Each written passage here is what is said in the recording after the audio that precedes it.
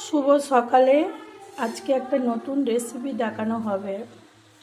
এটা হচ্ছে লাউ, এটা হচ্ছে আলু, চন্দ্রমুখী আলু, পেঁপে আছে, গাজর আর কাঁচকলা। এটা দিয়ে হালকা করে প্রেসারে একটু ভাপিয়ে নেওয়া হবে। আর এতে আছে একটা টমেটো, আদা, শুকনো লঙ্কা দেওয়া হবে। আর এটা হচ্ছে হাতে কাটা বড়ি।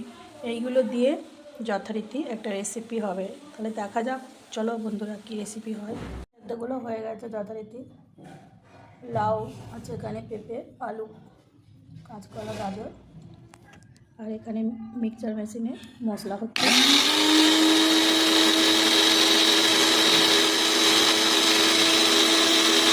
অলরেডি তরকারিটা হয়ে গেছে, কিন্তু একটু ডাসা থাকলে ভালো হতো। প্রেসারে যেহেতু সিটি দিয়ে নেওয়া হয়েছিল, সেদ্ধ করে নেওয়া হয়েছিল, সেহেতু তরকারিটা একটু গামাখা হয়নি, তরকারিটা একটু বসে গেছে। আর বড়ি আছে বলে ঝোলটা আরও টেনে গেল।